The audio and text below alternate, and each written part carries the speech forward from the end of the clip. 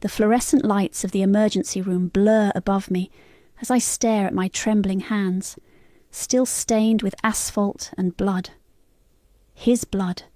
The same hands that made Yusef breakfast this morning, that straightened his tie before he left for work, now bear the evidence of how quickly life can shatter.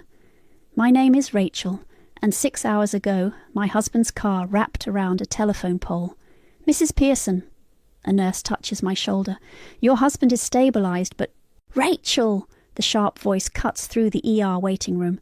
My mother-in-law, Wendy, storms toward me, designer handbag swinging, her daughter Alexis trailing behind with a phone pressed to her ear. What happened? Where are the doctors? Have you contacted our family lawyer? I blink, still processing the nurse's unfinished sentence. Lawyer? Wendy, he just got out of surgery. Exactly. Alexis ends her call, her manicured nails clicking against her phone case. We need to establish who's making decisions while he's indisposed. The nurse clears her throat. As I was saying, Mr. Pearson is conscious but non-responsive.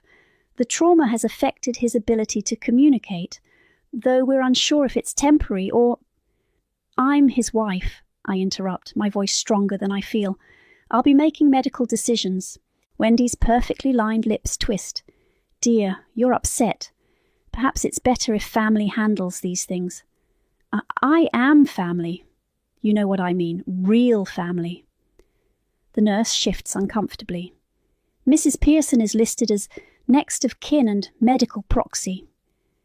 For now, Alexis mutters, typing rapidly on her phone. A doctor appears, clipboard in hand. Mrs. Pearson, your husband is asking for you. Well, not verbally, but his eyes... I stand, but Wendy grabs my arm. We're coming too. The doctor shakes his head. 2 visitors maximum, and he seems agitated when crowded. I'm his mother. And I'm his wife, I say quietly, pulling free. Alexis, stay with your mother.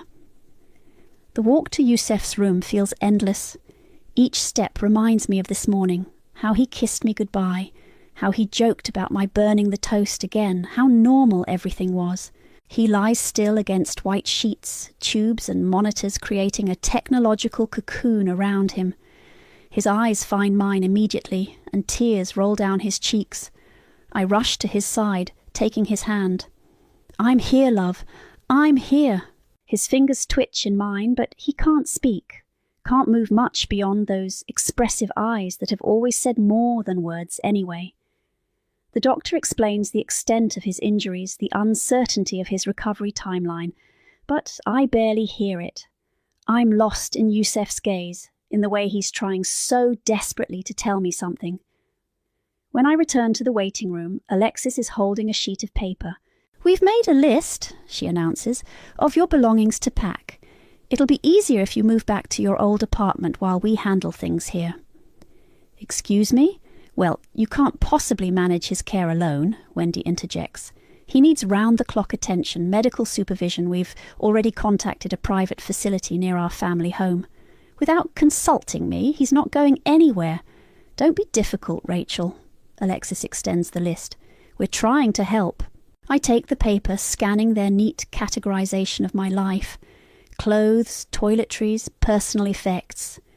They've even listed my grandmother's china, a wedding gift they never approved of. You can keep the dish set, Wendy says magnanimously, though it never really matched the house's aesthetic. I think of the video Yusef insisted on recording 3 weeks ago, tucked safely away in my personal cloud storage. His voice strong and clear. Just in case, love, my family can be complicated. Looking at their smug faces now, I realize he knew. He always knew. I'm not going anywhere, I say, ripping the list in half, and neither is Yusef. We'll see about that, Alexis snaps, already dialing another number. I turn away, walking back toward my husband's room. Let them plot. Let them scheme. They think they're dealing with some weak-willed wife they can bully into submission. They have no idea what Yusef left me, what I'm capable of protecting. Everything okay? The nurse from earlier asks, noting my expression. I manage a small smile. It will be. Because while they're planning how to erase me from Yusef's life, they don't realise they've already lost. They just don't know it yet. 2 weeks after the accident, I wake to voices downstairs. Wendy's distinctive tone carries through the vents, speaking to someone on the phone. Yes, cancel the nursing service. We've found a more suitable arrangement. I bolt upright. The private nurses were essential for Yusef's care while I slept. Grabbing my robe, I rush downstairs to find Wendy sitting at my kitchen table like she owns it. "What are you doing?" I demand. She waves dismissively. "The agency was overcharging. We've found a wonderful care facility that—" "Stop. You can't cancel services I arranged." "Actually," Alexis saunters in through the back door wielding a stack of papers, "we can. Mom's name is still on the house deed from when she helped Yusef buy it. We have certain rights." My mind flashes to 3 weeks before the accident. Yusef and I sat in our study, the camera light blinking red. "I need to record this," he'd said, adjusting his tie. "Just in case something happens. My family, they might try to interfere." "You're being paranoid," I'd laughed. "Trust me, love. Keep this safe." Now, watching Alexis rifle through my kitchen cabinets, I understand his foresight. "Those nurses stay," I say firmly. "Already done," Wendy smirks. "But feel free to hire them yourself." "Oh wait, you can't access Yusef's accounts yet, can you?" My phone buzzes. A text from Samantha. "Coming over. Need to talk." "I'm having a friend visit," I announce. "Oh, that won't be possible," Alexis says. "The new care schedule is very strict. No visitors during therapy hours." "This is my house." "Actually," Wendy stands, smoothing her expensive blouse, "it's Yusef's house, and we're just looking out for his best interests." I climb the stairs to check on Yusef. He's awake, eyes following me as I enter. I grasp his hand, feeling a weak squeeze in response. "I won't let them take you," I whisper. A tear rolls down his cheek. The doorbell rings. I hear Wendy intercepting Samantha downstairs. "I'm afraid Rachel's quite busy with Yusef's care right now," Wendy's saying. "Perhaps another time." "I texted her 5 minutes ago," Samantha argues. "She's expecting me." Plans change. We're implementing a new care schedule. I race downstairs, but Alexis blocks my path. "Don't make a scene," she hisses. "Think about how it would look, you getting hysterical in front of everyone." Through the front window, I watch my best friend being turned away from my own house, but before she leaves, she catches my eye and mouths, "You need to lawyer up. Now." That evening, I overhear Alexis on the phone in the garden. "It's going perfectly," she says. "Rachel's too naive to realise what's happening. No, she has no idea about the divorce papers Yusef was considering." My blood runs cold. That's a lie. We were happy. "Just a few more weeks," Alexis continues, "and we'll have everything transferred. She'll have no choice but to leave." I slip upstairs to our bedroom, now my bedroom, since Wendy insisted on taking the master suite to be closer to Yusef. Opening my laptop, I access the cloud drive where Yusef's video is stored. Still there, still safe. A knock at my door makes me jump. "Rachel?" It's Wendy. "We're having a family dinner tomorrow. Cousins, aunts, everyone's coming to discuss Yusef's care plan. I'll be there." "Oh, and dear, wear something appropriate. That sweater you had on today looked rather shabby." After she leaves, I call Samantha. "They're trying to push me out," I whisper. "I know. Listen, my cousin works at the courthouse. She says Alexis has been asking about guardianship challenges. They can't. They're trying. Rachel, whatever proof you have that Yusef wanted you in charge, you need to use it." "Not yet," I say, thinking of the video. "Let them show their hand first. Let everyone see who they really are. Be careful. They're playing for keeps." I end the call and check on Yusef one last time before bed. In the dim light, his eyes meet mine with an intensity that makes my heart ache. He's trying so hard to communicate. "I know, love," I whisper. "I know what you tried to warn me about, but I'm not going anywhere." Back in my room, I hear Alexis and Wendy laughing downstairs, probably planning tomorrow's ambush. Let them laugh, let them think they've won, because soon they'll learn what Yusef knew all along. I'm not just some trophy wife they can bully into submission. I'm his chosen proxy, his protected heir, and his last line of defence. And I'm done playing nice. Clark Newton's office smells like old leather and coffee. The lawyer studies me over his wire-rimmed glasses, replaying Yusef's video on his tablet.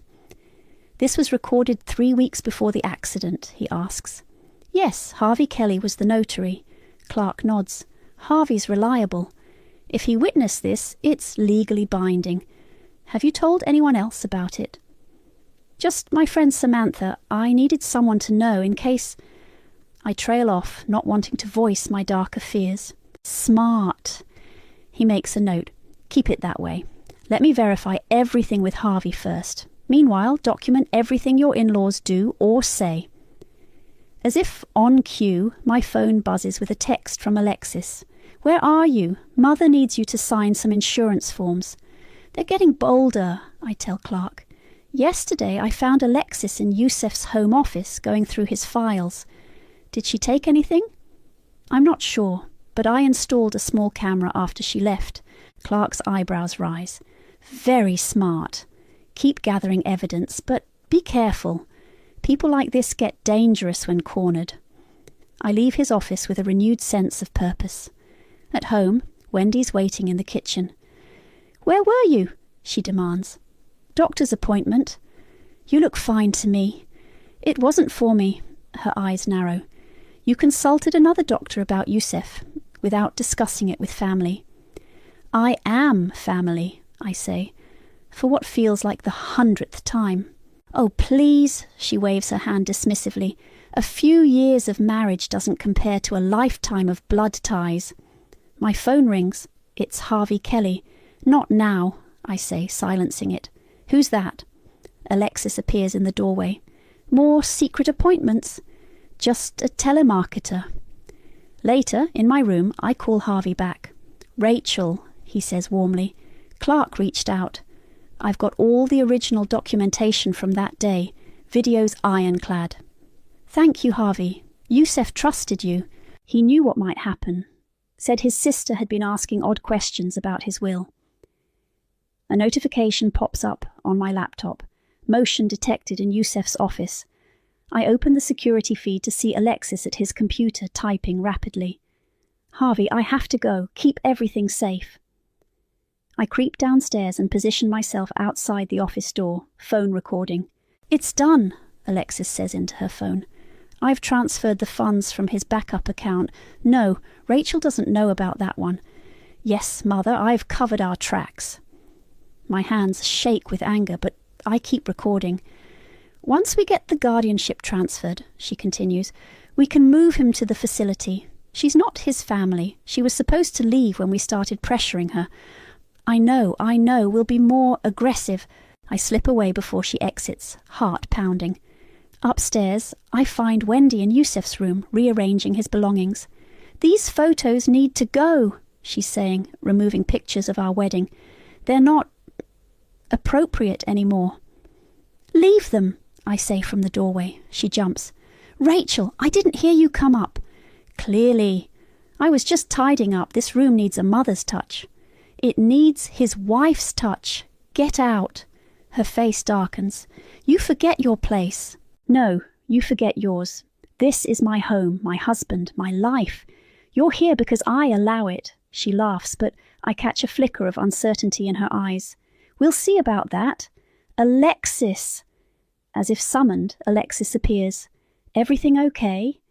Rachel's being difficult again. "Am I?" I step closer. "Or am I just not rolling over like you expected?" The sisters exchange glances. "Maybe you need a break," Alexis suggests sweetly. "Some time away to process things." "I'm not going anywhere." "We'll see," Wendy says. "Family dinner tomorrow, remember? Everyone's coming. It would be shame if you made a scene." After they leave, I check on Yusef. His eyes are open, alert.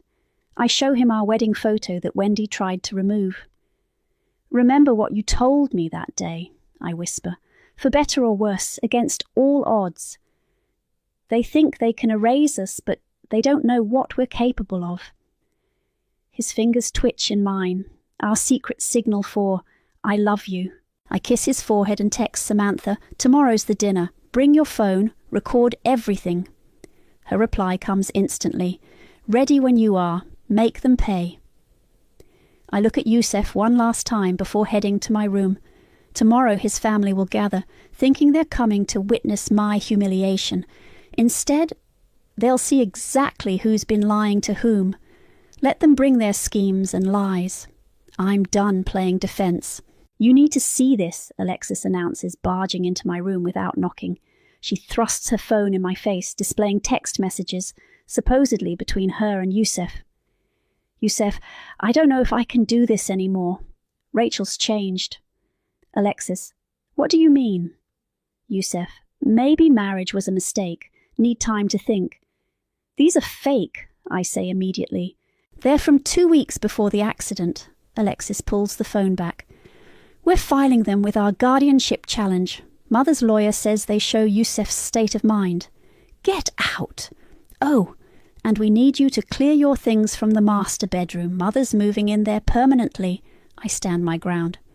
That's my bedroom. Not anymore, she smirks. The movers are coming at noon. When she leaves, I call Clark. They're using doctored texts, I tell him, claiming Youssef wanted a divorce. Let them file it, he says calmly. The more they lie officially, the harder they'll fall. How's the dinner preparation going? They've invited everyone, aunts, uncles, cousins, anyone they think will support them. Perfect! Harvey and I will be ready. Just give the signal. At noon, 2 burly movers appear. Wendy supervises as they transfer my belongings to the small guest room. It's for the best, she says, watching them dump my clothes on the twin bed. Youssef needs his mother close by. Like he needed you when you missed his college graduation, I snap. Or when you refused to attend our wedding. Her face hardens. That's enough. You're lucky we're letting you stay at all. Letting me? I laugh. This is my house. Not for long. She pulls out a folder. Our lawyer filed the guardianship challenge this morning. With Youssef's mental state and these texts showing his dissatisfaction, it's only a matter of time. I retreat to check on Youssef, finding Alexis already there, showing him something on her tablet. Look, brother, she's saying, remember this house near Mother's. We can move you there once everything's settled. Youssef's eyes find mine, desperate and angry. I move to his side. He's not going anywhere. Actually, Alexis stands, smoothing her designer dress, I've already spoken to a real estate agent about listing this place. My phone buzzes, a text from Samantha. Found the agent. She says Alexis claimed to have power of attorney. That's fraud, I say quietly. Prove it. Alexis shrugs. Oh, and the family's arriving early for dinner. Mother suggested you wear that blue dress. You know, the one that makes you look less desperate. After she saunters out, I lean close to Youssef. Just a little longer, love. Trust me. The afternoon brings a parade of relatives. Aunt Margaret, who never approved of me. Cousin David, who always sided with Wendy. Uncle Peter, whose real estate company mysteriously got all of Youssef's business after we married. Rachel, dear, Wendy calls from downstairs. Come help with dinner. In the kitchen, she's arranged an elaborate spread. Family recipes, she emphasizes, passed down through generations. Like the one you refused to share at my wedding? She ignores me, directing servants she hired for the evening. Everyone's so concerned about Youssef's care, she says loudly for the relatives lingering nearby. We're blessed to have such a devoted family. Such a devoted wife, you mean?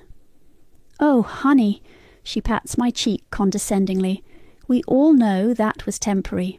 Samantha arrives, phone discreetly recording in her purse.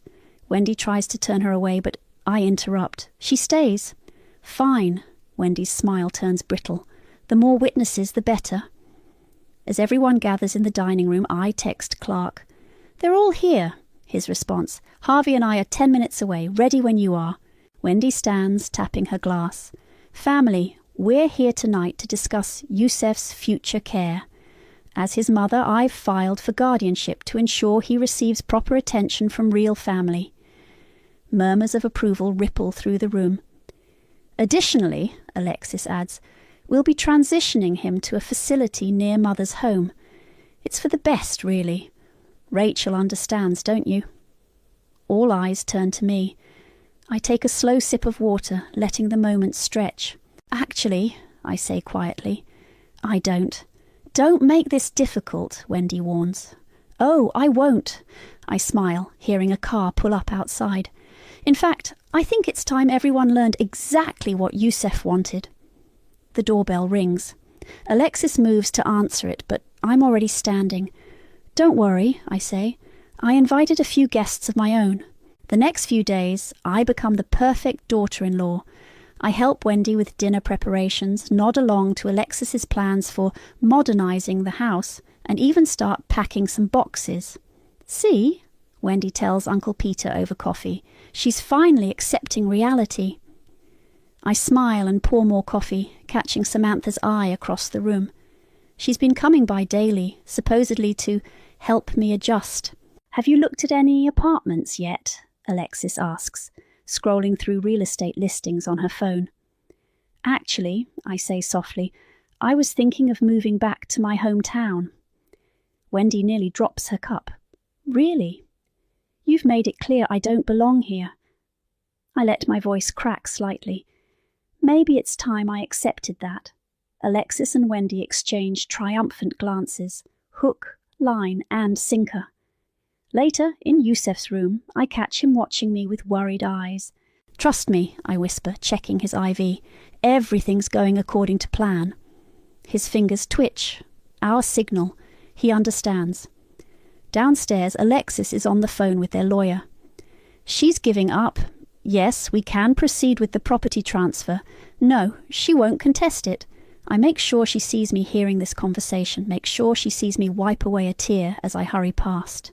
That evening, Clark calls. "Harvey's confirmed everything," he says. "The video's authentication is solid. You sure you want to wait?" "Let them dig deeper," I reply. "Let them show everyone who they really are." The next morning, Wendy announces a family brunch. "To discuss the transition," she says. "Everyone's coming, even that real estate agent Alexis found." I nod meekly.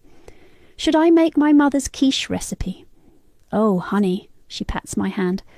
"Let's stick to family recipes." I spend the day playing the defeated wife. When Alexis suggests I clear out my office to make room for Yusef's medical equipment, I agree without protest. When Wendy moves more of my photos to the basement, I simply look away. "You're handling this so maturely," Alexis says, watching me box up my books. "We were worried you'd be difficult." "I just want what's best for Yusef." "Exactly," she perks up. "Speaking of which, we've found a lovely care facility, very exclusive. Mother's already put down a deposit." I pause, letting her see the pain flash across my face. "When?" 2 weeks, once the guardianship transfer is complete." That night, I call Samantha. "They're planning something for the brunch," I say. "Alexis keeps making calls in the garden, thinking I can't hear." "What did you overhear?" "Something about papers being ready, making it official in front of everyone." "You think they're going to ambush you?" "I'm counting on it." The day before the brunch, I visit Clark's office one last time. "Everything's ready," he confirms. "Harvey will arrive 15 minutes after I do. You sure about the timing?" "Let them make their big announcement first. Let everyone see their true colours." Back home, I find Wendy rearranging the dining room. "We'll need space for all the paperwork," she says, without looking at me. "Alexis, dear, put Rachel at the far end." "Actually," I say quietly, "I'd like to sit next to Yusef. One last time." They share another victorious look. "Of course, dear," Wendy soothes. "We're not monsters." That evening, Alexis comes to my room. "I know this is hard," she says, trying to sound sympathetic. "But you'll see, it's better this way. Yusef needs his real family now." I look up from my packing, eyes wide, and vulnerable. Could I say goodbye to everyone properly tomorrow before I go? You want to make a speech? Just to thank everyone for everything, she smiles indulgently. That's very gracious of you. Mother will appreciate the gesture. After she leaves, I text Clark. They took the bait. Everything's set for tomorrow. His response comes quickly. Ready when you are. Give them enough rope. I check on Youssef one last time before bed. His eyes are alert, following my movements. Tomorrow, I whisper, squeezing his hand. Tomorrow they'll learn what family really means. I feel his fingers squeeze back, stronger than before. In my room I hear Alexis and Wendy chattering excitedly downstairs, planning their moment of triumph. Let them plan. Let them preen. Tomorrow they'll learn that sometimes the prey they think they've cornered turns out to be the predator. And I'm done playing prey. The dining room fills with family members, their chatter mixing with the clink of expensive china. Wendy has outdone herself, fresh flowers, pristine tablecloth, and name cards written in perfect calligraphy. Mine is at the far end, as promised, next to Youssef's empty chair. Rachel, dear, Wendy calls out, help me bring in the appetizers. In the kitchen she hands me a serving tray. You look lovely today. That blue dress, it was a good choice. Thank you. I balance the tray carefully. I wanted to look nice for the occasion. The doorbell rings. Alexis rushes to answer it, returning with their lawyer in tow. He carries a leather briefcase that I know contains their guardianship papers. Everyone, please be seated, Wendy announces. We have important family matters to discuss. I take my place, noting Samantha discreetly positioning her phone on the table. The doorbell rings again. I'll get it, I say quickly. Clark Newton stands there, Harvey Kelly right behind him. Right on time, I whisper. Wendy's smile falters when she sees them. What are they doing here? I invited them, I return to my seat. Please, continue with your announcement.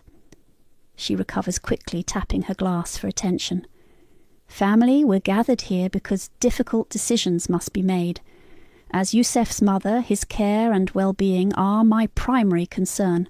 Alexis stands beside her, holding up some papers. We've prepared the necessary documents to transfer guardianship to Mother, ensuring Youssef receives proper family care. Additionally, their lawyer interjects, we have evidence suggesting the marriage was troubled. Murmurs ripple through the room.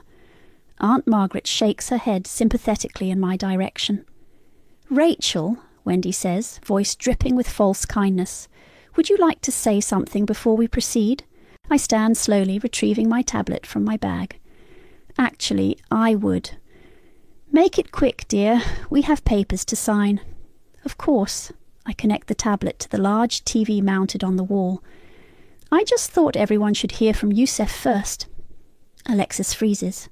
What? The screen flickers to life. Youssef appears healthy and strong, sitting in his office 3 weeks before the accident. If you're watching this, he begins, it means I can't speak for myself. But I need everyone to know my wishes. The room falls silent. Wendy's wine glass trembles in her hand.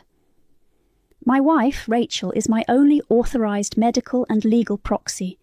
She alone has a power of attorney and guardianship rights. His voice grows harder. I do not trust my mother or sister with my care or assets. They have repeatedly tried to interfere in my marriage and my business decisions. Gasps fill the room. Uncle Peter drops his fork. Furthermore, Youssef continues, any attempts to challenge this decision should be viewed as direct violation of my explicit wishes. The video ends.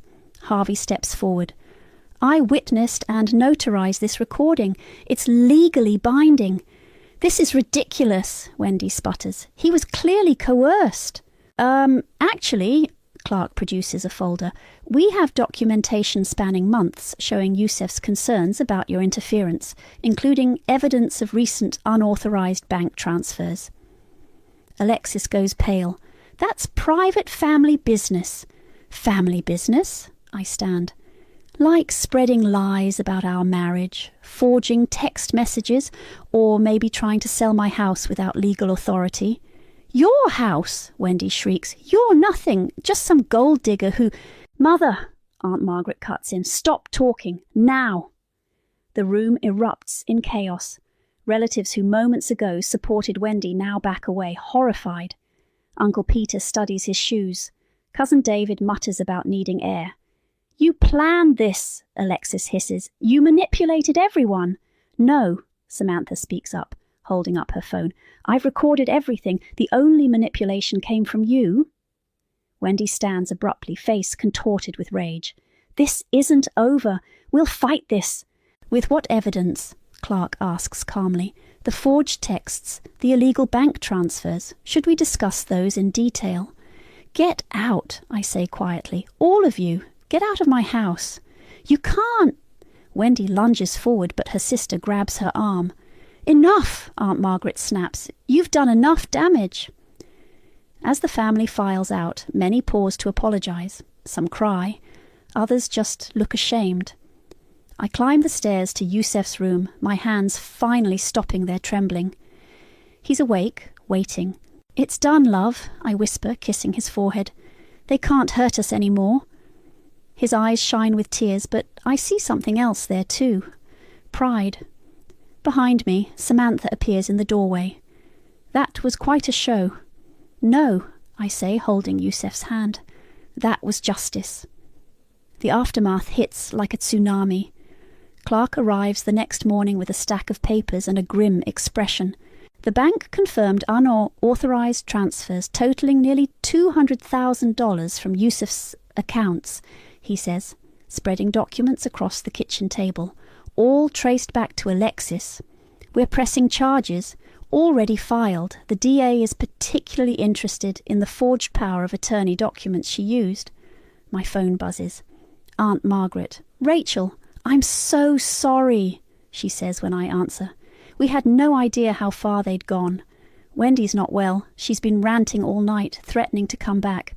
She's not welcome here. I know, we've taken her keys, but... Be careful, as if on cue, tires screech in the driveway. Alexis storms up to the front door, hammering on it with both fists. You think you've won, she screams through the glass. We'll destroy you. We'll... Step back, Clark calls out, phone recording. You're trespassing. This is family business. This is criminal behaviour, he corrects, and I'm adding harassment to the charges. She spins toward her car, then freezes. Police cruisers pull up, lights flashing. Miss Pearson, an officer approaches. We have a warrant for your arrest. I watch from the window as they read her rights. She's still screaming as they drive away. That's one down, Samantha says behind me. Wendy won't go quietly. No, Clark agrees, but we're ready. I head upstairs to check on Yusef. His new nurse, Maria, is adjusting his pillows. He's doing better today, she reports. Blood pressure's stabilizing. I take his hand, feeling the familiar squeeze. The police just arrested your sister. His eyes widen. She stole from you, love. Used forged documents. They found everything. A tear rolls down his cheek, but his grip tightens. Angry, not sad. The house phone rings. Wendy. You vindictive little witch, she snarls before I can speak. How dare you have my daughter arrested? Your daughter committed fraud. She was protecting family interests. She was stealing, and you helped. I'm coming over, she threatens. We'll settle this face to face. The police are still here, I lie smoothly. Come try it, she hangs up. Minutes later, Samantha's phone pings with a social media alert. Oh, God, she groans. Wendy's posted a rant about you. Says you manipulated Yusef into making that video, that you're holding him prisoner. Screenshot everything, Clark instructs. More evidence for the restraining order. The doorbell rings. It's Harvey with more documents. The bank's freezing all suspicious transfers, he reports. And I've got something else. Alexis tried to access Yusef's safe deposit box last week. The bank stopped her, but she threw a fit. Security footage. Add it to the pile. Suddenly tires squeal outside again. Wendy's voice carries across the lawn. "Rachel, face me, you coward." I open the door to find her staggering up the path, clutching a manila envelope. "I have proof," she shrieks. "Letters from Yusuf. He never loved you." "Those letters are fake, Wendy. You trapped him, used him. You're not family." "Step back," Clark warns, emerging behind me. "You turned my son against me." She lunges forward, envelope swinging like a weapon. Harvey catches her arm. "That's enough. Let go of me. She stole my son." More police cars appear. Someone must have called them. "Mrs. Pearson," an officer approaches. "We've had complaints about disturbing the peace." "She's the disturber," Wendy points wildly at me. "Arrest her." "Mom, please calm down." Instead, she breaks free and charges at me. "I'll kill you." The officers move fast, restraining her as she kicks and screams. Neighbours emerge from their houses, recording on phones. "I want to press charges," I tell the police, "for assault and harassment." They load her into a cruiser, still ranting about family betrayal. Inside, I find Samantha already comforting Yusuf, who's clearly heard everything. "It's over," I tell him, taking his hand. "They can't hurt us anymore." His eyes are full of pain, but also relief. The squeeze he gives my hand is stronger than ever. Clark appears in the doorway. The DA wants statements from everyone, and there's something else. The forensic accountant found more accounts. This goes deeper than we thought. I nod, still holding Yusuf's hand. "Then let's dig deeper. No more secrets, no more lies." "They'll fight back," Samantha warns. "Let them." I kiss Yusuf's forehead. "We're done being victims. Now we're delivering justice." His eyes meet mine, fierce and proud. We both know the war isn't over, but today we've won the biggest battle. And tomorrow we start rebuilding. The autumn breeze carries fallen leaves across the courtroom steps as I watch Alexis being led away in handcuffs. The jury took less than 2 hours to find her guilty on all counts. Fraud, theft, forgery. 30 months, Samantha whispers beside me, plus full restitution. Wendy's trial starts next week. Her lawyer keeps pushing for a plea deal, but the DA won't budge. Not after the evidence revealed decades of financial manipulation. My phone buzzes. Maria, Yusuf's nurse. "Big progress today," her text reads. "Come quick." At home, I find Yusuf sitting up in bed, more alert than I've seen him in months. His physical therapist, Jake, stands nearby grinning. "Watch this," Jake says. Yusuf's right hand lifts slowly, deliberately, and forms 3 clear words in sign language. "I love you." My heart stops. "When did he—" "We've been practicing in secret," Jake admits. "He wanted to surprise you." I rush to Yusuf's side, tears flowing. "I love you too. So much." His eyes sparkle as his fingers move again. "Thank you. For fighting. Always," I whisper. The doorbell rings, Clark arriving with more documents. But these aren't court papers. "The family council met yesterday," he announces, spreading papers across the coffee table. "Those who supported Wendy and Alexis are being removed as trustees from all family businesses. Uncle Peter resigned this morning." "Good," I say firmly. "There's more. Aunt Margaret found evidence that Wendy had been siphoning money from Yusuf's trust fund since he was 18. We're talking millions." My phone rings.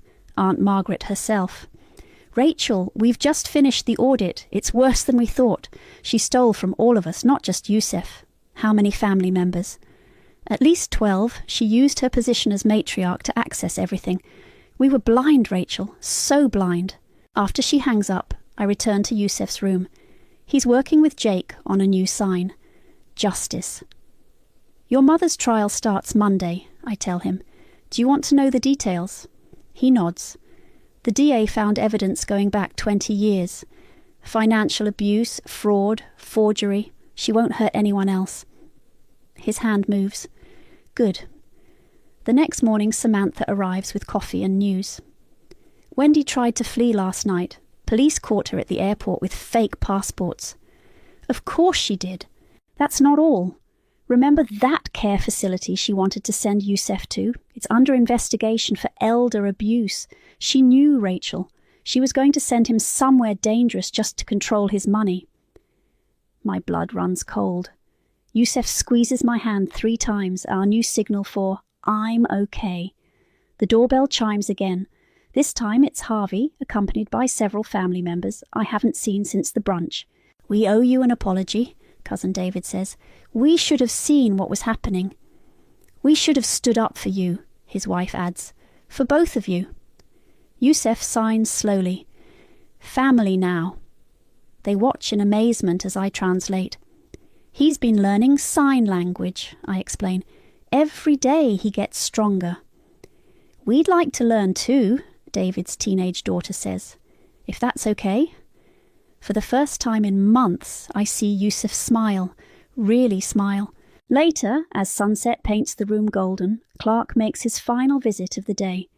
The DA offered Wendy a deal, 15 years if she reveals everything, all the accounts, all the victims. Will she take it? Her lawyer's pushing for it, says it's that or risk 30 years after what happened at the airport. Yusuf signs, let her talk. He's right, I say. Let her expose it all. Let everyone see the truth.